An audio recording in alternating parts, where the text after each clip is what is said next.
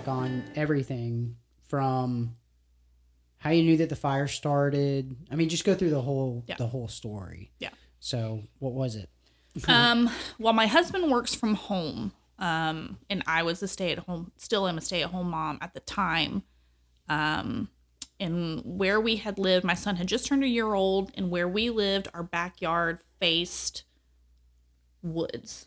It was fenced in, but behind us was like wetlands, so you can't build on that. So it was just woods for miles and miles and miles. And then we had just started seeing smoke about midday. Kept checking Facebook and the news pages to see like what is the smoke? Is it a prescribed burn? And it was just updates like there's a fire going on in this area. And we're like, oh, well, that's still pretty far away from us at the time. My mom lived a couple miles up the road. We started getting notices that her neighborhood was getting evacuated. She was at work. I called her. I said, you need to get home, get your stuff. They're evacuating your neighborhood. My husband went outside. He was getting the grill out to make lunch, and like the whole sky just out of nowhere just turned. It looked like nighttime. They still kept saying our area was okay. But who's they? Just the news media? Yeah, just the updates, because no one really knew what was going on. You guys got like a neighborhood Facebook group Yeah. or something like that? And then like the news pages, they were updating what they could. But the smoke was what was bad. You could not see any fire. It was just all smoke. And having a baby even inside, we're like, let's just go. We'll get a hotel for the night, get him out of this smoke.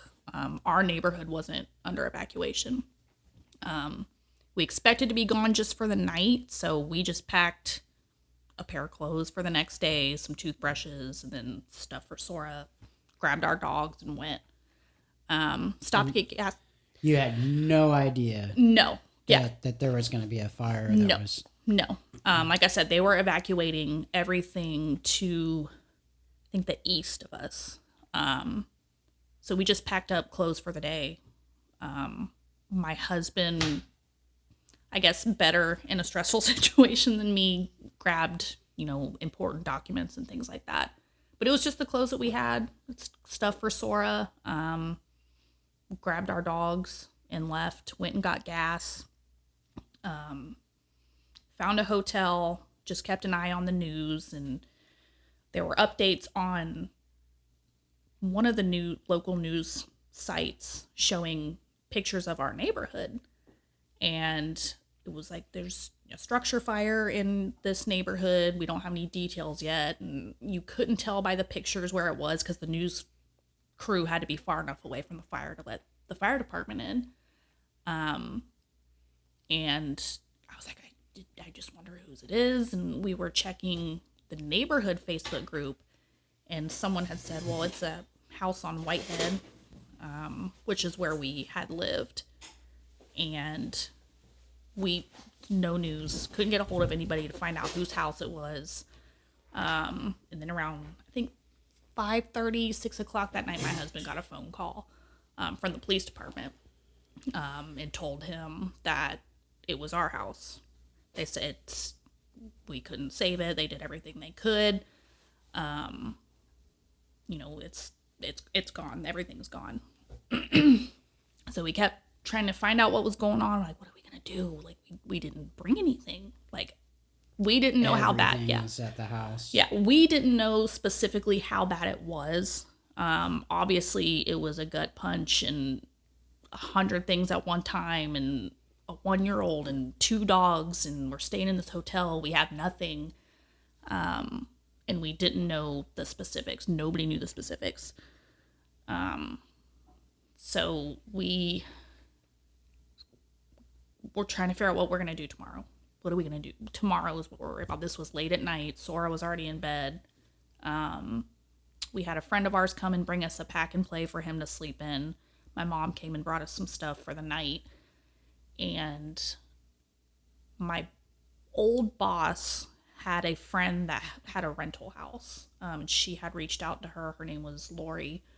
And I didn't know this woman. I never met her. I never spoke to her. She offered her house to us immediately. Stay here. I have it available for like a week until you guys can find something else. So the next day we went to her house that she had let us stay in.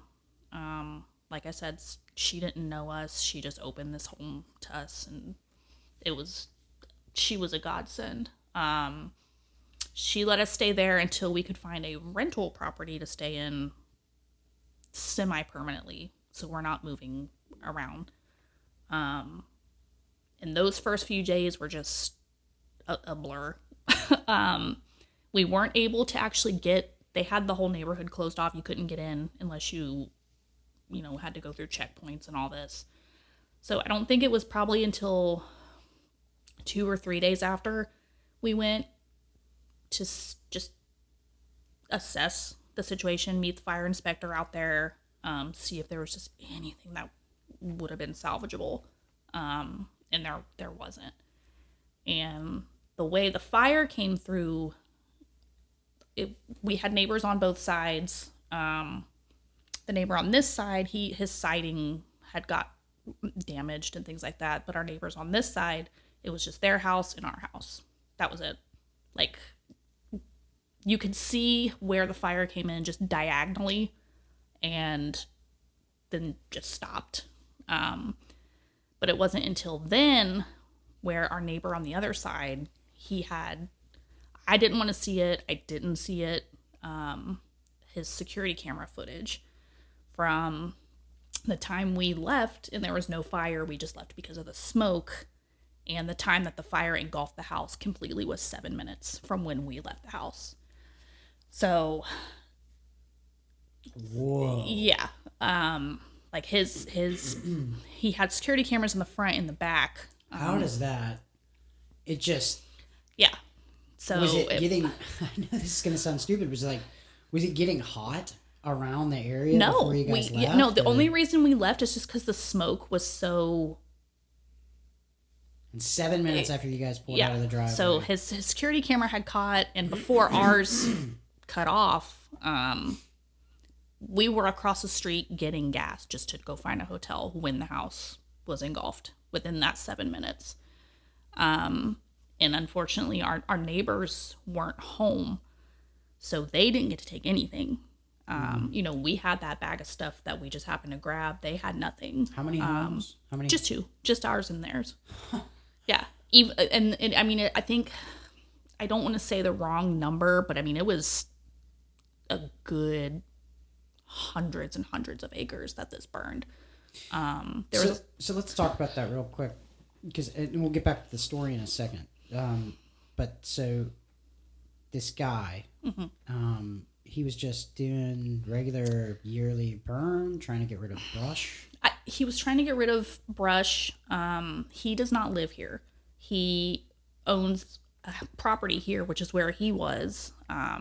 So he was here visiting and was... I think so. I don't know how long they stay here throughout the year. Like I said, he doesn't live here permanently, but he had brush piles that he was burning. That we weren't under a burn ban, but it's March. It's hot. We hadn't had any rain. And legally, anything over an 8-foot burn pile has to have a permit. And his was 16 feet. So it was double the size of what it should have been. And it more than what one person should have been doing. Even if he had a permit for that, a 16 pile or a 16 foot high burn pile is too much for one person. But it escaped, got out of control, burned some more logs on his property, and then that was it. Just got out of control. Yeah, I grew up.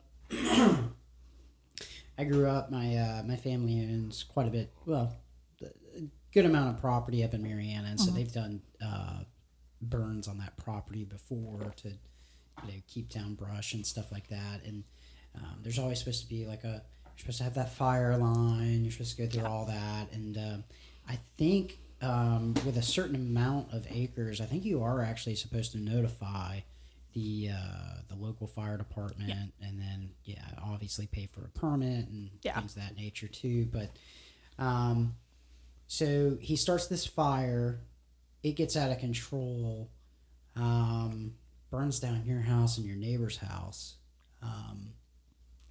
And those were the only two from your neighborhood, or just that's overall? It. Overall. And so this happens on March the 4th.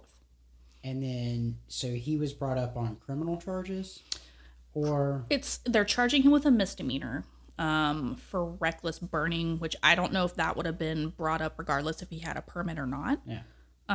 So they got him on a misdemeanor for reckless burning and for not having the permit. Yeah. Were you guys able to seek any type of legal action towards him for it? And I understand there's probably some things he can't talk about, but I talked to the assistant district attorney at the time, and she had said, if you want to bring up a civil suit against him, but just the amount of things that we had to do in literally rebuilding our entire lives, everything we ever had, it was like, do we want to stress ourselves out more? Do we want to go through this? We don't want money. We didn't want, him to pay for what we had lost. I mean, it's not about money. It's just more about accountability. Did he ever apologize, or no? I don't know, because he's in an active court case. It is with the state, so I don't know what the rules are as far as that. But I think that's the biggest thing for me, is there was never any accountability at all. Like there was no. I mean, 2.5 years later, I mean, he still has never been to court. So. And you're just kind of, you and Rick are pretty much just like, y'all want to see it kind of come together and there be closure on what happened. Exactly. More than anything. So it's over. Because as of right now, it's still alive, because there's charges that are out there and all these things, and we can all say, well, accidents happen, but here's the thing, about, and this is a quote from actual attorneys and actual, law enforcement officers. The law doesn't care about oopsies. Exactly. So the law is the law. Yeah. So whether or not you broke the law or not, it's funny because it does seem like, especially in our community, we see it throughout the United States as well too. I mean, just anywhere. It's not just small towns. It happens everywhere. But it's like there's these things that just keep dragging on and dragging on and dragging on. And it's like, hey, dude, it's very, very simple. If somebody broke the law, then you prosecute them for breaking the law. Exactly. Or at least it needs to go before a judge, and a judge decides. To sit there and let something stay open, and so you could play with the law on that. But if I broke the law doing this, I would immediately. Exactly. And I think that's, there's definitely favoritisms in the community when it comes to things of this nature. I don't know the gentleman. I didn't even look up the case or anything because I just wanted to hear it come from you. But I am curious on who this is now. Yeah. So and I've always, my husband doesn't like it, but I've been very open about it on like our social media. I mean, I'm not like bashing this man. I'm not, I can't believe that he did. I mean, it's more of, why is this still going on? And I've always been very careful not to post his name. Yeah. Only because I know how social media is. Yeah. I don't want anybody coming after him. Or you. Exactly. And we did, I mean, there were things, and that's why I've been very not quiet about talking about it publicly, because when it did happen, there were a lot of people that came for us, because the news had called us and wanted to interview us and just ask for our situation, and like, well, they have insurance like this. But people think that like if something happens, like your insurance is just going to hand you a check the next day and it's done. That's not how that works. That's like, well, if anything has, if any, Most people that suffered major losses in Bay County, especially after Hurricane Michael, have found out how insurance companies work anyway. You don't get everything that, and especially there's things in your home that you can never get back. There are photos, and even after hearing your story and stuff like that, Nia and I have, and I know this is going to sound stupid, but like pictures that we have hanging up. We always make sure we get doubles now, and we put them in a shoe box or some type of strong box. That way, if we did need to pick up and need to leave on a dime, like right now, waiting for see what this storm is going to do. Everybody's freaking out, but we have that. We can immediately go grab that. We have those pictures. We don't have to worry about it. Documentation of stuff. And I am glad he did think to grab that, because I didn't. I mean, like I said, we left because of the smoke. But my husband luckily was like, better grab this, and he had grabbed a big bag of like home movies from when we were children as like VHS. So he grabbed that, like our home movies, like of us as babies, which was really important to him. He's adopted, so he didn't have a whole lot of things from his childhood that his parents gave him. So he has these VHS movies that he had, which Sora, we got a VCR, and Sora recorded over a little bit of it the other day. But yeah, it's just. Well, when you hear the story about that too, because a lot of people don't put two and two together, like what you were saying. People are like, "Oh, the insurance company will pay out, the insurance, whatever." But it's like homes are more than just structures, and they're more than just a thing, right? And I this afternoon I bought a new truck, and it's like as I was leaving the dealership, I was like, this cost me this much a month to drive it. It's this, and then I'm like, I have to remember this is just an item. This is just whatever. It's just a thing. Yeah. But your home and the memories that go in your home. I mean, you had your son there. He had moments in that home. Yeah. Stuff was built. You have memories. You have good memories, bad memories, memories that just can never be brought back. And then, of course, the things that were inside the home that are now gone that you'll never be able to have back. Yeah. It's the little things, right? Like my mom kept clothes. I never understand why moms do this, but like I do. They keep.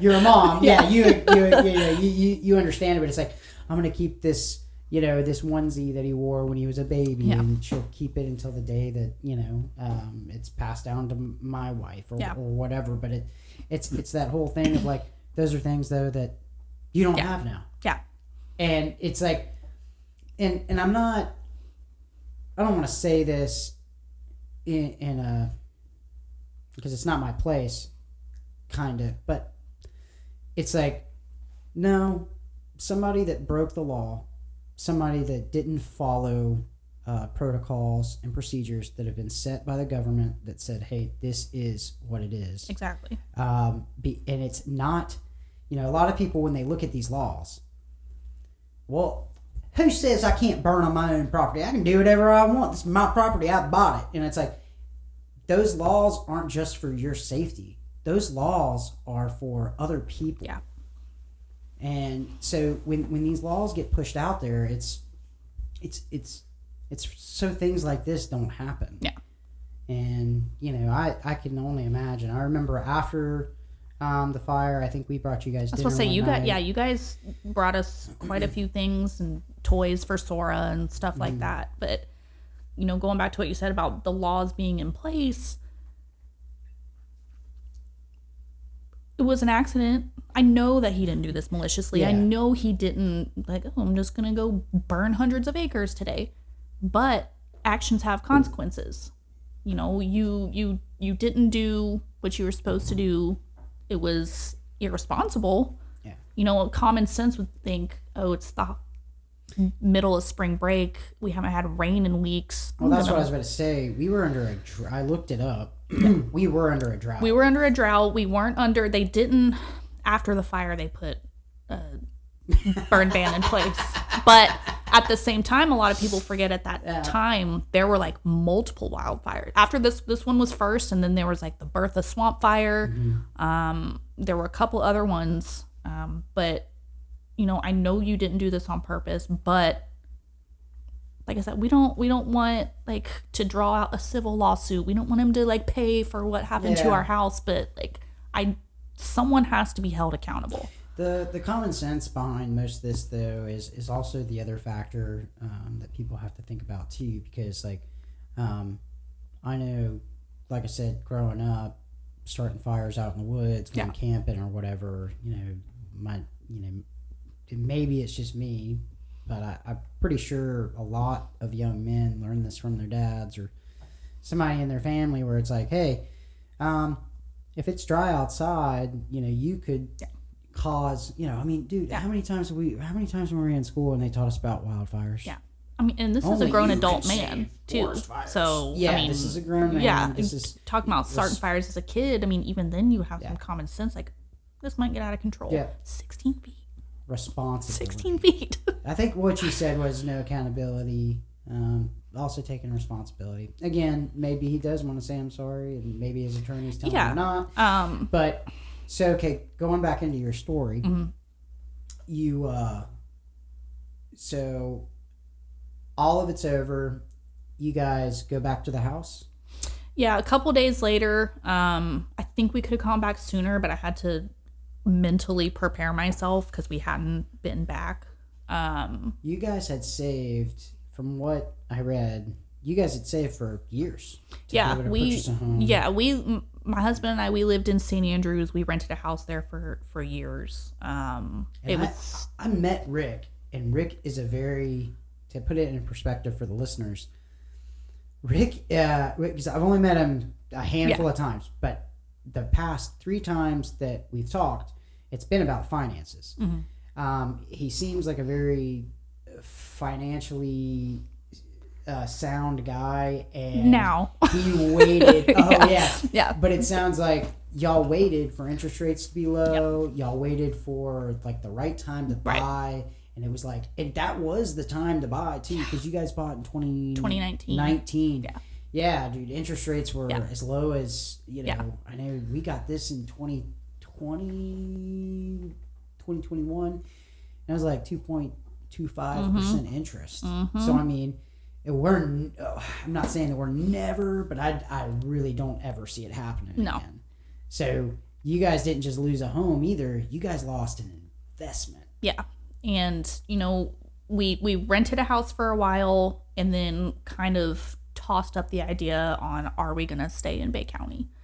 Because we had talked about for a while leaving once our son starts school. He was only 1 at the time, so it was in the very distant future. But we did, and because, again, going back to the insurance, yes, they will pay your rent up until this time. So we were in a time window, and we were like, okay, are we gonna stay renting in this exorbitant amount of rental price in this house? Do we buy again when now it's 2022 and interest rates are jacked? Yeah. So we did end up buying another house, but we still owned the property, so we had to pay for it. The old house was in an HOA. So we still had to follow the HOA rules. We had to pay to have the place demoed, all the debris demoed and cleaned up. We still had to pay the HOA fees. We got property taxes, which came out in January, but they don't send them out to you till later. So when I got them, the property tax estimate they sent us was for the entire house. So I had called them and I was like, it's just a lot now. There's nothing there. Like, well, we'll see what we can do. So we were still paying, the property taxes, HOA fees, plus this new house, property taxes, fees, all of that. And again, insurance doesn't just hand you a check the day you have an issue. So does the insurance, do they cover that? Cover what? Like the HOA fees, the property... No. And none of that. I am curious because I want to know. The property appraiser's office, did they end up making that right? Yes. Okay. I got a bone to pick with Dan Sal. No.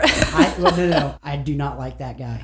I have major issues with that guy. He does not look out for the citizens of this county. He only looks out for making money. And dude, if there was one guy, it could have been just an amount for the property. There's so much that is just a blur from that time. It may have even just knocked off a little bit, but I do know they did not make us pay for what the house was. But yeah, so we had to wait, and again, interest rates were so high, so no one wanted to buy our property. So we sat on it. We had such a great realtor, and even he. Who did you guys use? We used John Claunch. He's with Beachy Beach Real Estate, but I mean they were So we had the house demoed, and they scooped everything out. But then we got HOA complaining about parts of the burned up fence is still up. That has to be taken down, or you got to pay a fine. So and they were still on you guys about that. Yeah, and we had someone that lived in the neighborhood that had reached out to me, and she was like, "We heard the HOAs was bitching that the grass needs mowed." So there's no house there. Yeah, so they're like, "Well, it's still your property. You got to mow the grass." Okay, fine. And we did it one time, and then we had a neighbor. She's like, "I have a riding lawnmower. I'll go out and do it for you." But yeah, there were even times where our realtor, he was like, I'll get a couple, I'll go clean the fence up. So he was amazing. So did somebody end up building on that now? It did sell. I actually drove by there not too long ago to pick something up that one of the old neighbors was getting rid of. And it's still an empty lot. Mm-hmm. So I know it was bought. I don't know if they're waiting for building prices to go down so they can build on it. Yeah. But I mean, it was, over 2,000 square feet. The slab is still there. We had the plumbing checked out. That was still good. So whenever they are ready to build, I mean, it's ready to go. Someone could easily go back into the floor plans. That were already there. And the slab is still there. They did demo the whole house down to the slab. Our neighbors, I know that they sold their lot to the guy that demoed their house, I think. So I don't know what they're doing with that, but both lots are still completely empty. Yeah. Okay, so all of that takes place. Now you guys are just back to renting. You're trying to get everything figured out. Yeah, we had moved just so many times. We had the hotel, then we were staying in the lady's house, we had to rent a house, and then figure out if we're going to stay, if we're going to leave. Yeah.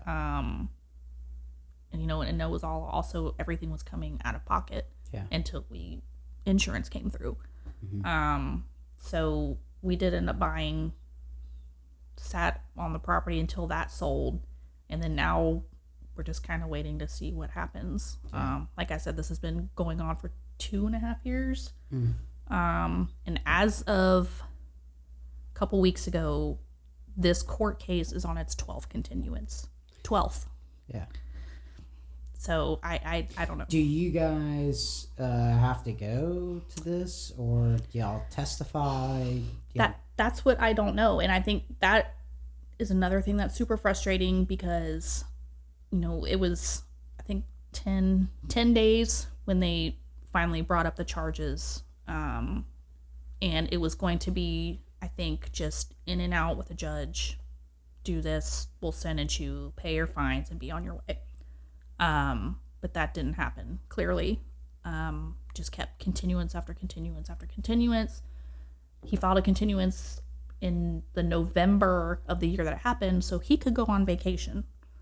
So, it's things like that. It wasn't an emergency. It was he had a vacation to go on that was planned before this. So, okay. Yeah. Judge signs off on it. Okay. Yeah, that's fine. We'll continue it.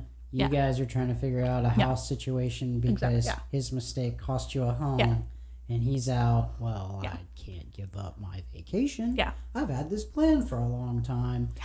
And then you're just going to call down to the State Department and you're just going to tell them, hey, sorry, I'm not going to be able to make it to court. I've got vacation. Yeah. And they just accepted it. Yeah.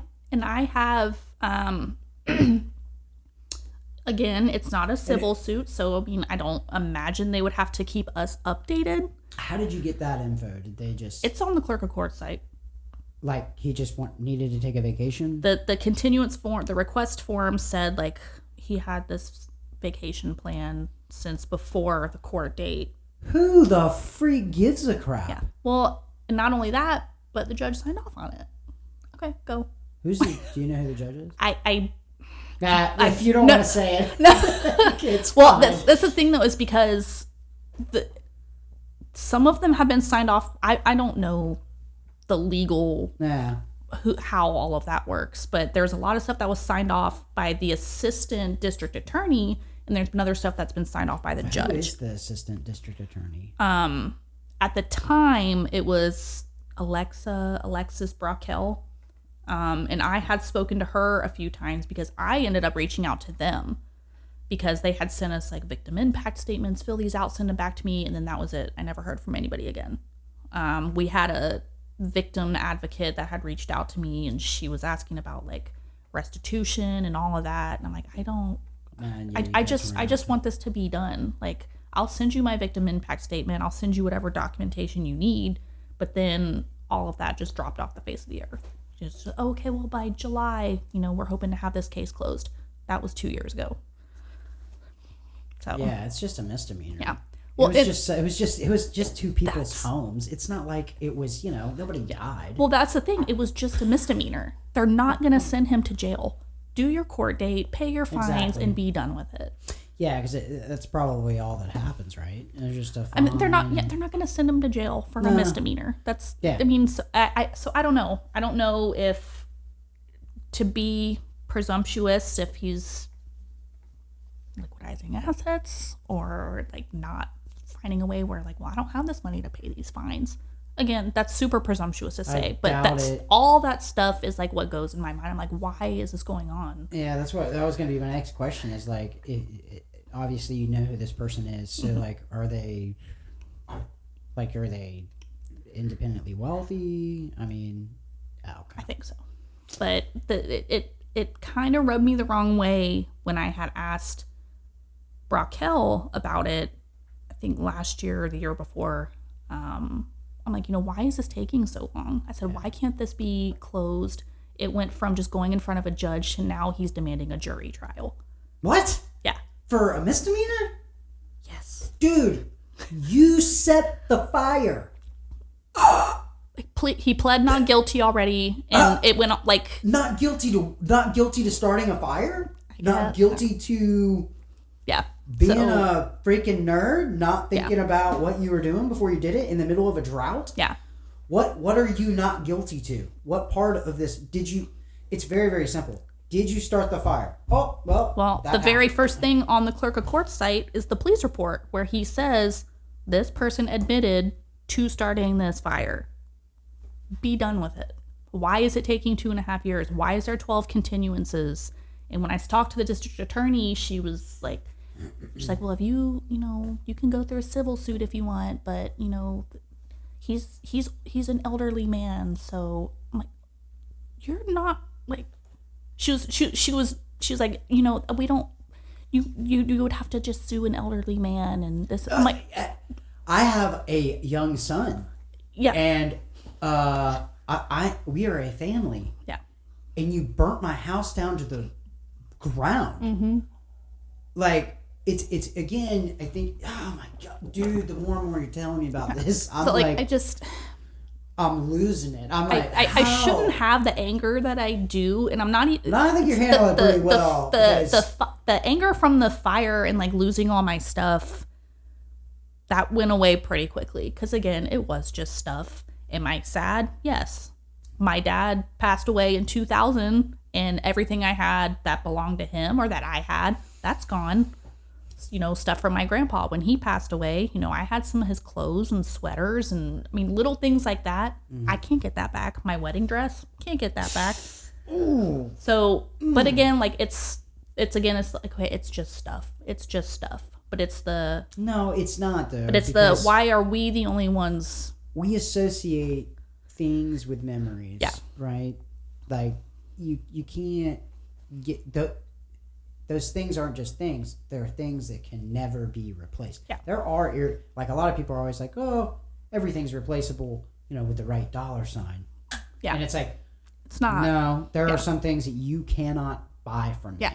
Like I have select things in my home where somebody could literally offer me $1 million for tomorrow, and I would still look at you and say no. Yeah.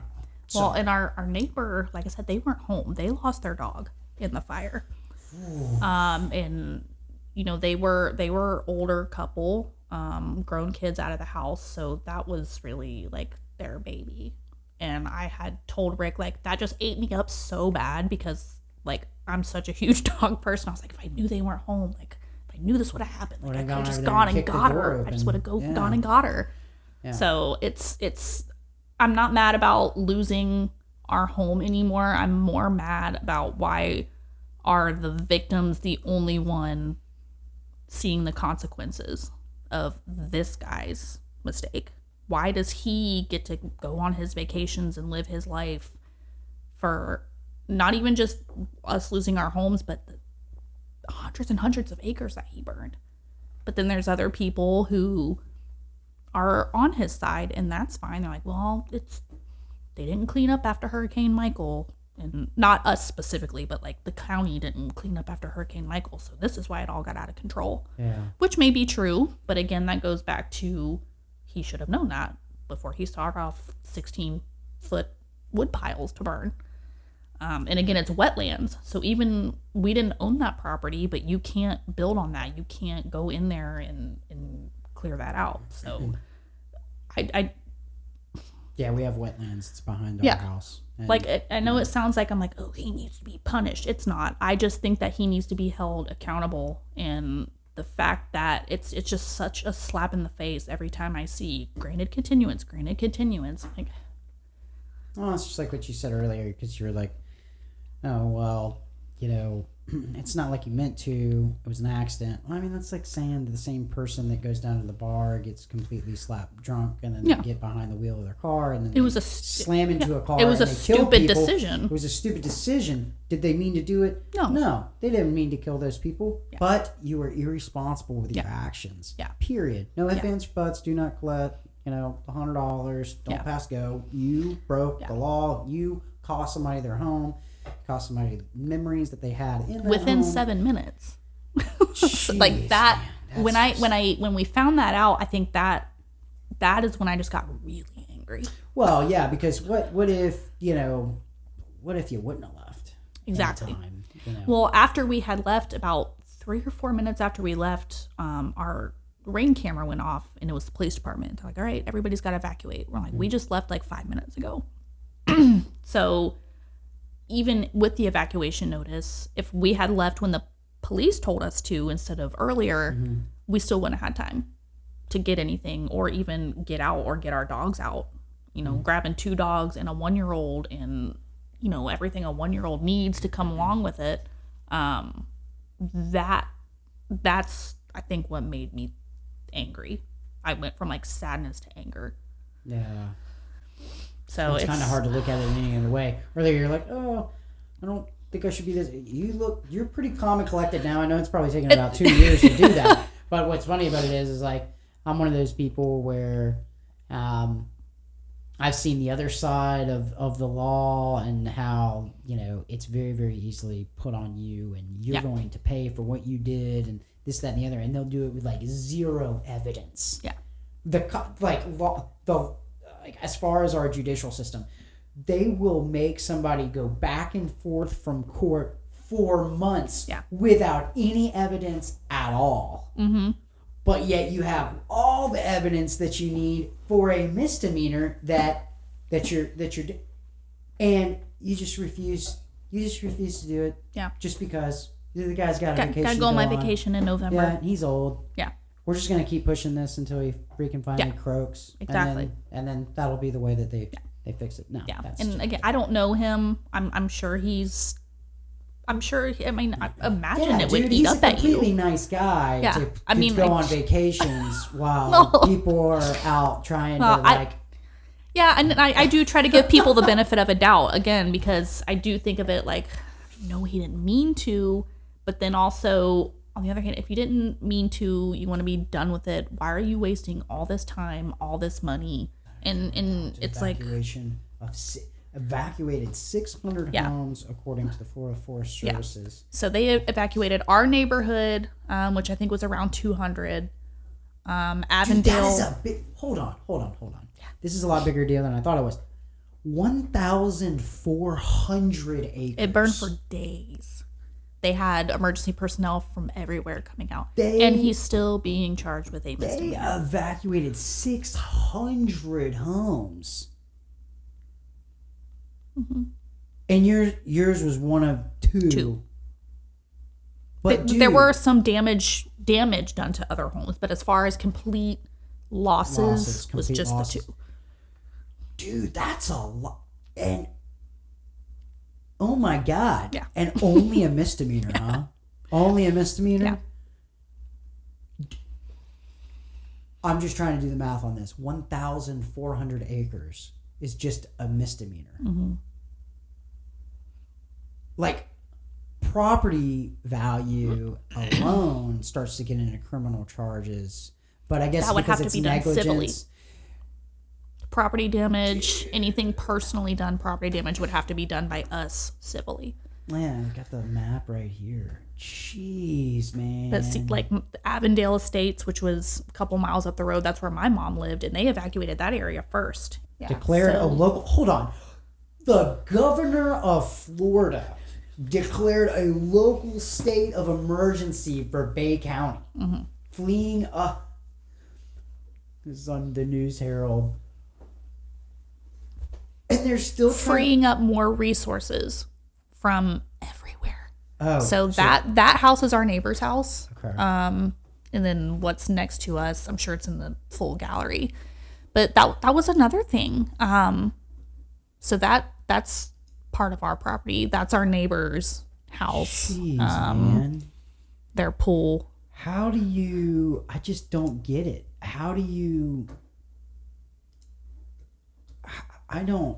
Like, this is a big deal. Mm-hmm. This is not a little... Look at that, dude. So that's our backyard. Well, where the fence was, all that trees behind it is where it had burned. But when we had Dude, your HOA was still making a big deal about you guys cutting the grass. Not cutting your grass? Well, I mean... You are too nice of a person. It was bullshit, but...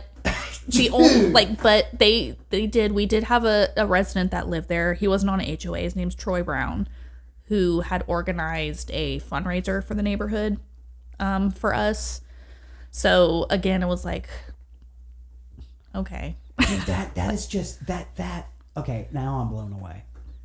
It like I don't know, like it does take quite a bit to like surprise me and blow me away sometimes. That blows me away, bro. Yeah. That blows me away. Holy 1,400 acres. 600 homes. The governor of the state calls in a local state of emergency, freeing up more resources. This dude gets hit up with a misdemeanor. And the guy wants to go on a vacation when he's supposed to be in court, and the judge allows it. Yes.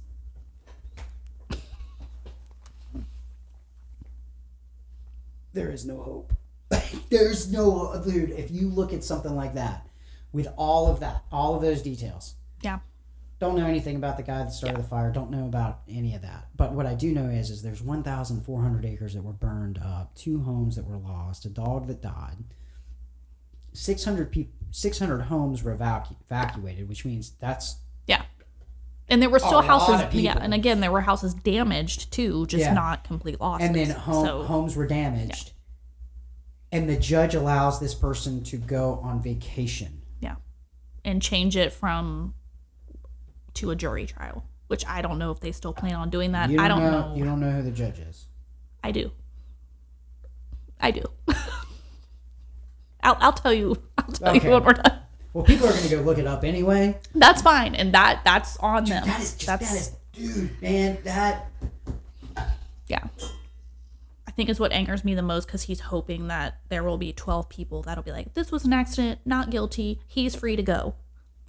again, that's an assumption on my part. That may not be. I don't know the legal system. I don't know how that works, but that's what goes on in my mind. You still don't know his story. Yeah. Because you could find out, because again, and I don't know how much has come out, and I probably should read up on it. Nothing. But it stopped after. You could go and find out that maybe grandson went out there and, 6 years old, found some matches or found and started a fire, and then they couldn't get out. And then that right there, then you're like, okay.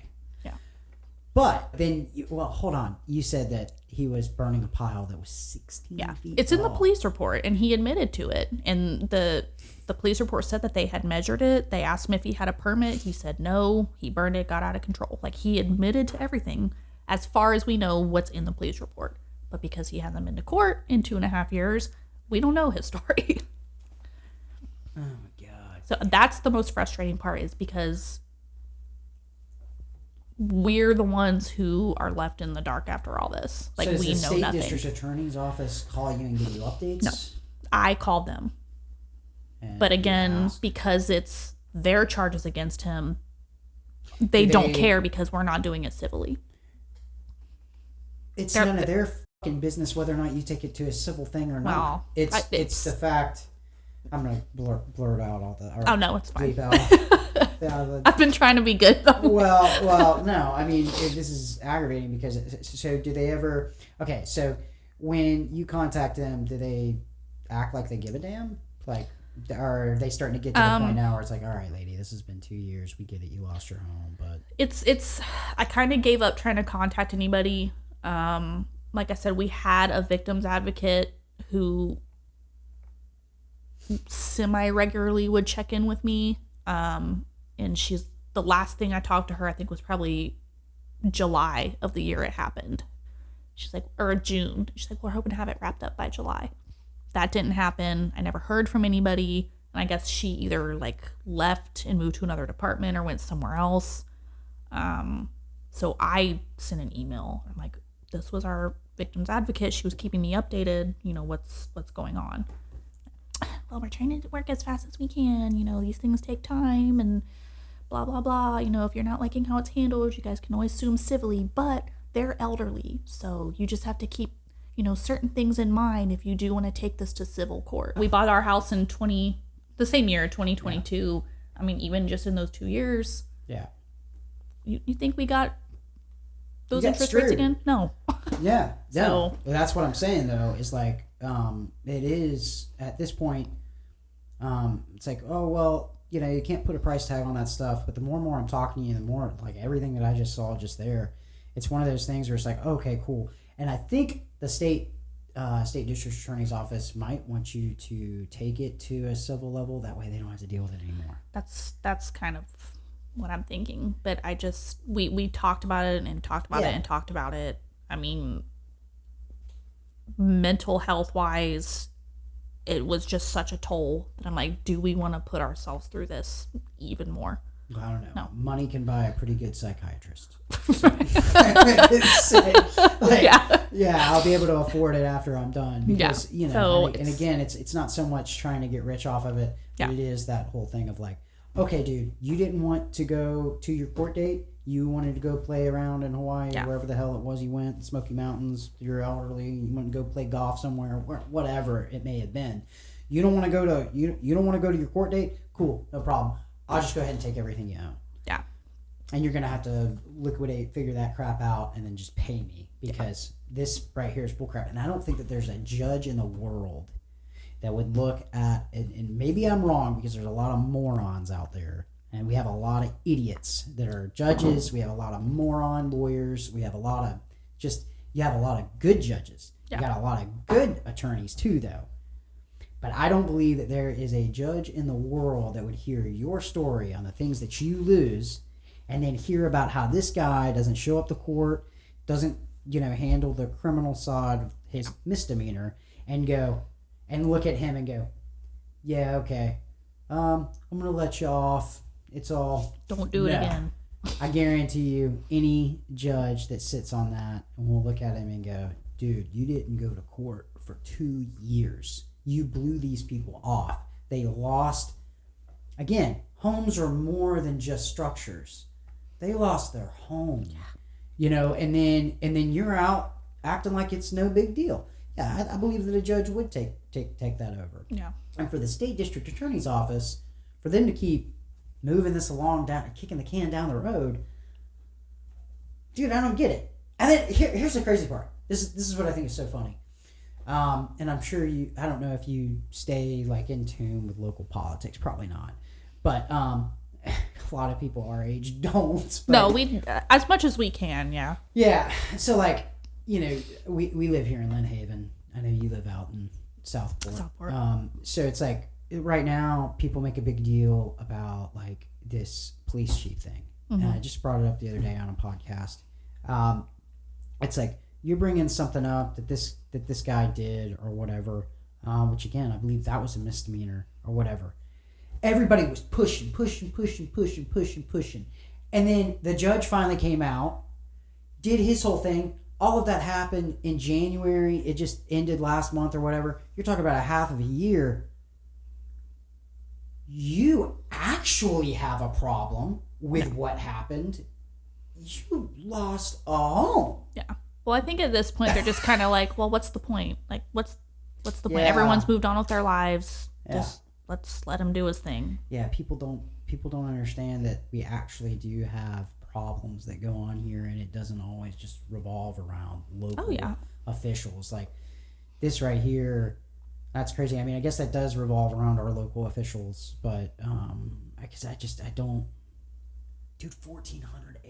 It's going over my head. 1,400 acres. Yeah. What do you think opened up for you and your family in a good aspect from this? Luckily our son is too young to remember any of that, so I am super grateful for that.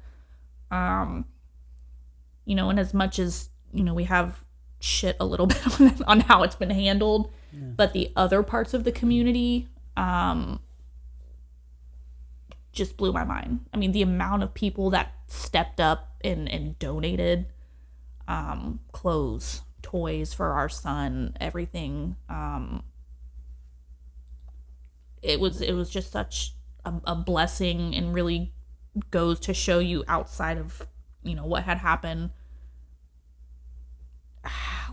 the good people that are out there. You know, my old job, I worked at Hughes Salon for almost 5 years. You know, they had set up a donation center for us for clothes and amenities and tarpon docks. Troy Brown, like I said, who lived in our neighborhood, that set up a fundraiser and things like that. It did make it easier to get back on our feet. But we also did go through a lot of struggles, you know, personally as a family, and first time parents were like, how do we deal with this? Like, what do we do? At that point, it just became less about us and more about our son. So I think the good part of it was we did kind of get to start all over, you know, get to do the things that, well, we wish we would have done it this way. I mean, literally, we're starting over. You know, I don't know. I don't know. It's hard to say something good that came out of something so bad. It's one of those things. We've named a couple things. Yeah, it's something that you don't ever think is going to happen to you. Yeah. Like when we were seeing pictures before we even got the call that it was our house, just in the neighborhood. Yeah. It never crossed our mind that was our house. Yeah. So I believe 100% that out of pretty much out of a couple of few things that happen in life, but most things, I believe that there is a good thing that comes out of it. Yeah. And to be able to look and be like, hey, you know what? It's a good thing. You know, that's good, because now I get to start over. Yeah. Now I get to, you know what? That house wasn't right for us anyway because it didn't have a fireplace. Yeah. The good thing, we escaped with our lives in 7 minutes. Yeah. Like, that is what I think I'm grateful for the most out of all of this. Because that could have been really bad. Tragic. Yeah. So Yeah. It's hard to after 2.5 years. It's kind of like I just don't even know anymore. It does feel like it's not closure, knowing that he just gets to go on with his life and everybody else has to reap the repercussions of it. Yeah. And because there's even still now, if like something comes up, we're like, oh shit, like we could have done that before. And yeah. Well, because it still put a financial burden on you guys. Oh, too. Extremely. Yeah. Yeah, because you're talking about still having to pay. Yeah. Property taxes, HOA fees. Home insurance doesn't give you money to live off of. It gives you money to replace the things that you lost. So we're not like, people like, oh, the insurance will take care of it. No, they're giving us the money and we're rebuying clothes. We're rebuying a refrigerator. We're rebuying diapers for our kid. Yeah. Like, we're not going off on vacations and living the life because our house burned down. That's not how it works. Yeah. And I think a lot of people were under that impression. Yeah. Well, it's kind of like the running joke even right now. A couple of my buddies at work made the joke today. It was like, I was like, oh, a hurricane's coming. Oh, I hope it freaking wrecks my house, whatever, and then I'll get the insurance money. But then it's like, that's hey, just to let you know, that's not how that works, because you still are out of a home. You lost everything that's in the home. Like, all of that money is going into like things that you don't think you need.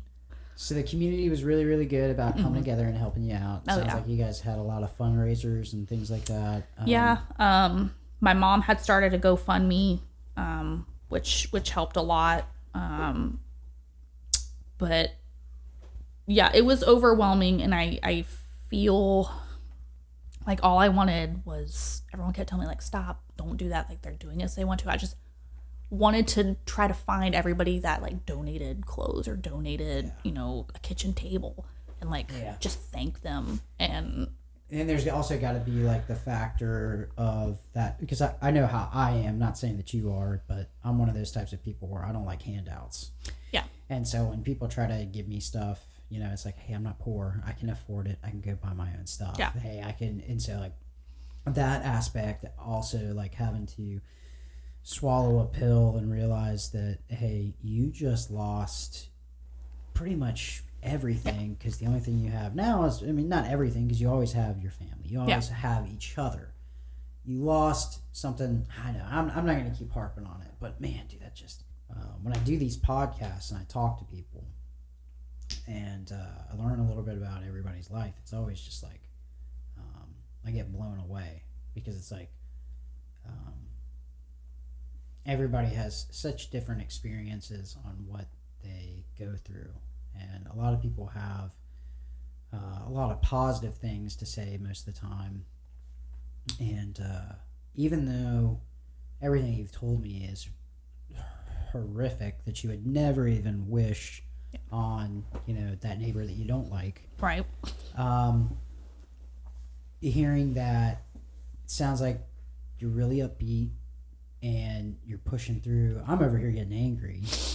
Like, I'm just like sitting there and I'm like, I've gone at the stake. I've gone through the stages, and honestly, I think if I wasn't a parent, I think if it was just me and my husband, I think I'd probably be handling things a little different. Yeah. But you have to stay strong. My son is at that age where he's super impressionable. I don't want to bring him up just in such a hostile environment and hating people. Exactly. And holding it in, and then I don't want to hold it in, because then I'm just going to blow up. It's the exact reason why my wife doesn't like the kids going with me to Walmart. Yeah. Well, I'm that person when we go to Walmart for sure. But I'm the type of person where it's like, hey, the kids are about to learn really, really quick that, I have Yeah. And you've met my son. I mean, he's the happiest kid in the world. So I just... like, I am going to ask, though, how did that... Because he was 1. Mm-hmm. So... He was almost 1.5. But yeah, it was shortly after his first birthday. Talking yet. No, not really. So it's not like he was like, Mommy, where's our house? Yeah. Why aren't we going home? Because that would have been... Yeah. Well, not saying that it wasn't hard, but that would have been... It would have. And there's still a lot of times where if like we see somebody that we haven't seen in a while, like, oh, how are you guys doing after the fire? And like, I think it's important that he knows that it happened, but I don't want it to have such a negative impact on him where he thinks that it's something he has to be sad about, if that makes sense. Like, do you get tired of people bringing it up? No, because I think it's important for people to know kind of how, not just our story or even our neighbor's story, but kind of how, what would you do if this happened to you? Yeah. And kind of how things are handled. Because like I said, I think a lot of people and social media in general is just super, super negative. And I just try not to read like comments when people are doing the news articles and things like that. But I just think it's important for people to know how, if this were to happen to you, how you would feel. This is how it's handled. Yeah, because if you would have got on social media immediately and been like, gone through half of what you talked about now, you would have had every watchdog journalist in Bay County knocking on your door, wanting to talk about it, wanting to talk about how it wouldn't even surprise me even after this podcast gets published if one of these, people reached out to you and was like, because there's a lot of heat during the election on the state district attorney and what he wasn't doing right and what he was doing wrong and how he was handling cases and stuff like that. And even if this would have come out like while the election was going on, people would have been knocking down your door being like, what do you mean? Just over a misdemeanor? They haven't handled that yet. And that's not what you want, which is good in a way. Because I think, I've met Larry Bassford quite a few times. Guy's always been a nice guy. Yeah. He's never had a harsh, I don't like you type feeling towards me. And it's not that it has nothing to do with him as a person, but it does have something to do with management. Yeah. Because when you look and you see things like this, that is one of those things where you got to be like, all right, dude, what are you doing? This is something that happened 2 years ago. Yeah. It was something that cost 2 people their home. 600 people had to be evacuated from their homes. Over 12 homes were damaged. Yeah. And I 1,400 acres burnt to the freaking slab. I imagine probably hundreds and thousands of dollars of resources, helicopters. Hundreds of thousands of dollars worth of resources. And this is something that's happening right underneath your desk, and you're not not saying that you might not even know about what is exactly, but that's the problem, because you should.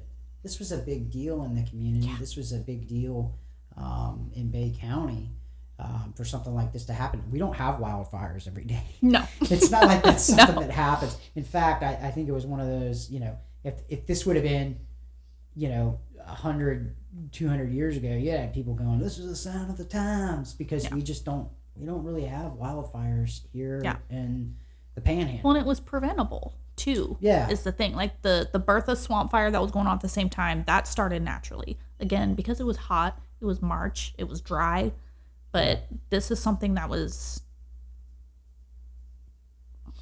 I don't want to say intentional because I know it wasn't intentional, but it didn't occur naturally. Yeah, like someone is responsible for this. Someone cost those hundreds of thousands of dollars of resources. Someone, how much damage in the other 12 homes that were damaged, plus ours, plus our neighbors. I mean, it's just the way it's handled is just mind-blowing to me. Well, God got you through it. Yeah. God's going to keep getting you through it. Yep. But is there any shout outs towards anybody that helped you? Any type of, just think about any of them and kind of list them out there and just be like, hey, Yeah. And I know I'm going to forget people, and I'm sorry, but Shannon, Johnston, and everybody at Hughes Salon, they helped us more than they know. Tarpon Docks, downtown Panama City, they were amazing. Troy Brown and the community of Magnolia Hills, our neighborhood, they all banded together. Like I said, they did a fundraiser. Mayor Brown Middle School donated a lot of stuff, especially to our son, toys and stuff like that. And then you guys helped us out, and the mom group that we were in at the time. There's so many, and there were so many anonymous people that helped out too. We had letters that would be like tucked away in bags of clothes. It's not much, but we hope this helps. It's people that were just driving to wherever a donation center was to drop off a bag of groceries or toys or clothes or furniture.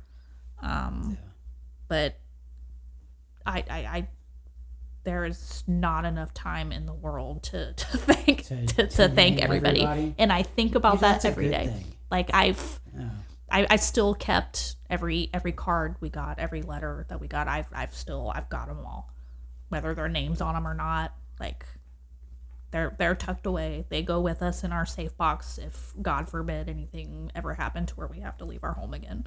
So it's a good reminder. It's very humbling to when you see something like that. So that's freaking awesome. Yeah. Yeah. Shining pot of gold at the end of the rainbow. Well, I appreciate you coming on and thank you.